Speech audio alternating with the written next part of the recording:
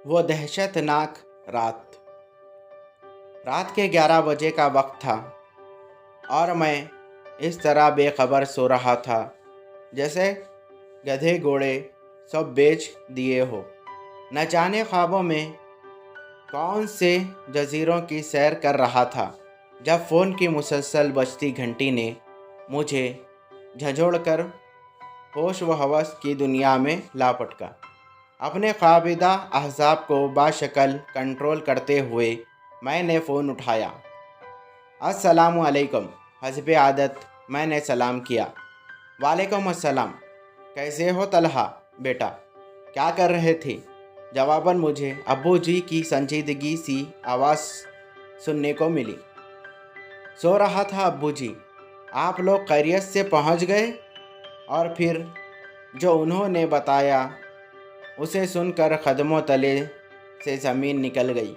उनकी गाड़ी रास्ते में एक हादसे का शिकार हो गई थी और उस वक्त सब अस्पताल में थे। अगरचे बाकबूल उनकी फ़िक्र की कोई बात नहीं थी और वो सब मामूली ज़ख्मी थे, लेकिन उनकी परेशानी, लब व लहजा और गैर मामूली अंदाज गुफ्तगू मुझे किसी अनहोनी का पता दे रही थी। लिहाजा मैंने फ़ौरन रवानगी का प्रोग्राम बनाया। अगरचे अब्बू जी उस वक्त मुझे सफ़र से मना कर रहे थे, लेकिन मेरा रुकना नामुमकिन हो चुका था और दिल चाह रहा था कि उड़कर उनके पास पहुंच जाऊं। मेरे वालिद, खाला, खालू, मेरे छोटी बहन सब करीबी रिश्तेदारों की शादी में शिरकत करने आज शाम ही हैदराबाद रवाना हुए थे। मैं अपने इम्तिहान की वजह से घर पर रुक गया था। मेरी खाला और खालू हमारे घर से 2 गलियां छोड़कर ही रहते थे और हमारे उनसे बहुत खुशगवार मरासिम थे। खाला खालू नहायत शफीक, पुरखुलूस और ज़िंदा दिल थे। अल्लाह ताला ने उनको हर दुनियावी नेमत से नवाजा था सिवाय औलाद के, लेकिन उन्होंने कभी इसकी कमी अपनी ज़िंदगी का रोग बनाने के बजाय तदक़ीदा का लिखा जानकर उससे समझौता कर लिया था। मुझे और मेरे छोटे बहन गुड़िया को वो अपनी औलाद ही समझते थे और अपने तमाम तर मोहब्बत उन पर निछावर करते थे। नतीजतन हम दोनों भी उन्हें वालिदैन जैसा ही मुकाम देते थे। मैंने रात भर जाग कर पेपर्स की तैयारी की थी। पेपर्स के बाद जब मैं घर आया तो सबके साथ इतना मसरूफ़ रहा कि वक्त गुजरने का पता ही नहीं चला। शाम को जब सब मुझे ढेरों हदायतें देकर रवाना हो रहे तो मेरा थकन से बुरा हाल था। रात का खाना खाकर नमाज अदा करते ही मुझ पर नींद का इस कदर शदीद गलबा हुआ कि मैं लम्हों में गाफिल हो गया। फ़ौरन ही तैयार होकर रवाना हो गया। वालिद से मैंने अस्पताल का एड्रेस ले लिया था। तकरीबन 3 घंटे का रास्ता था। जब मैं घर से रवाना हुआ था तो हल्की हल्की बूंदाबांदी शुरू हो चुकी थी, लिहाजा काफ़ी देर तक मुझे तन्हाई का एहसास नहीं हुआ। रास्ते रोशन थे और लोग भी घूमते फिरते नज़र आ रहे थे। आधे घंटे बाद बूंदाबांदी ने मौसलाधार बारिश की शक्ल इख्तियार कर ली। अब तक मैं शहर भी काफ़ी दूर आ चुका था, लिहाजा ट्रैफिक भी बहुत कम हो गया था। कभी कभार कोई एक आध गाड़ी नज़र आ जाती। अगरचे गाड़ी के वाइपर मुसलसल चल रहे थे, लेकिन तेज़ बारिश के बाद बाहर धुंधला सा नज़र आ रहा था।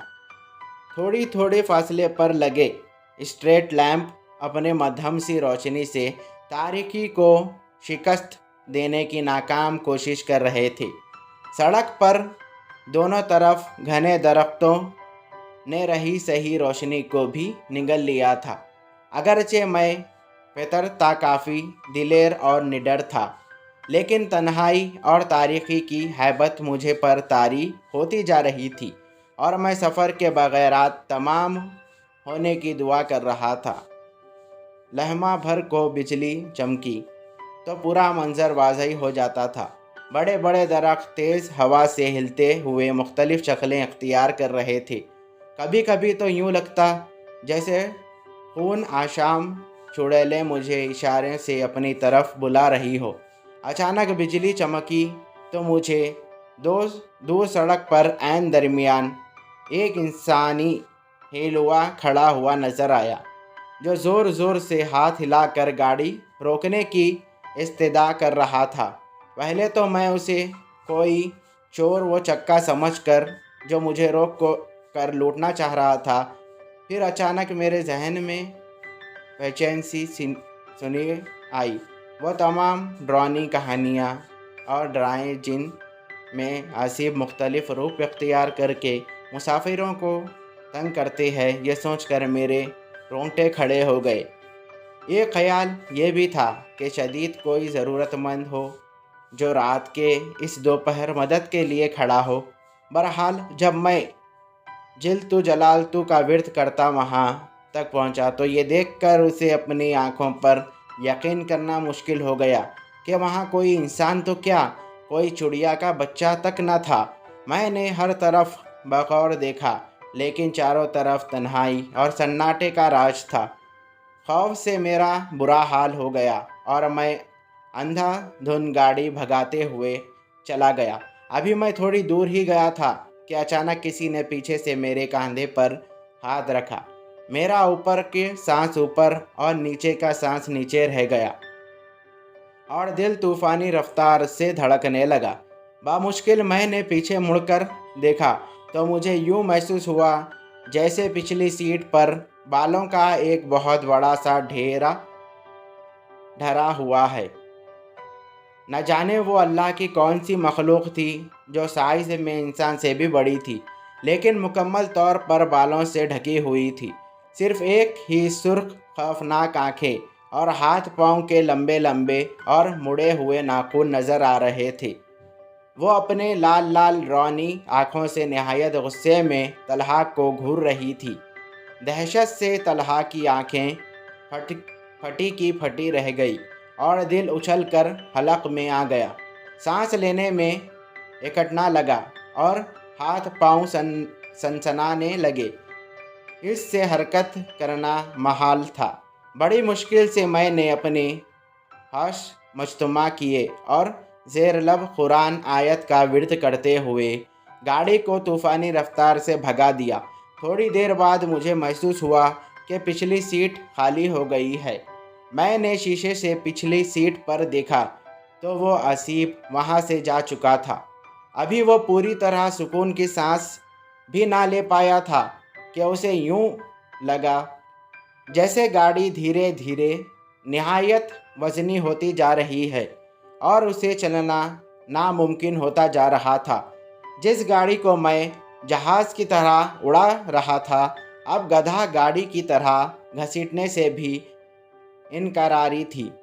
अभी मैं इसी शश व पंच में मुब्तला था कि पीछे से एक खौफनाक खैखा सुनाई दिया। ऐसी दहशत ज़दा कर देने वाली आवाज़ मैंने अपनी पूरी ज़िंदगी में पहले कभी नहीं सुनी थी। मुड़कर देखा तो वही गैर इंसानी मखलूक दोबारा सीट पर बराजमान होकर कैखे लगाते नज़र आई। उसकी टांगें इतनी लंबी हो चुकी थी कि उसने गाड़ी के खिड़की से बाहर लटका रखी थी और पाँव सड़क पर घसीट रहे थे। इसी वजह से गाड़ी को आगे बढ़ना मुश्किल हो रहा था। यह देखकर मेरी रीढ़ की हड्डी में खौफ की लहर दौड़ गई और मैंने बाआवाज़ बुलंद कुरान आयत और आयतल कुर्सी पढ़ना शुरू कर दी। थोड़ी देर बाद गाड़ी फिर हल्की होकर तेज़ी से रवां दवां हो गई। उसके बाद गाहे बगाहे यह तमाशा चलता रहा। कभी वो बला पीछे और कभी आगे मेरे साथ वाली सीट पर नज़र आती, कभी खैखे लगाना शुरू कर देती और कभी निहायत गुस्से से मुझे घूरती रहती। मैंने दुआओं का विर्द जारी रखा और तेज़ी से गाड़ी भगाता रहा। घंटा भर में शहर के आसार नज़र आने लगे। तो वो मखलूक यकायक गायब हो गई।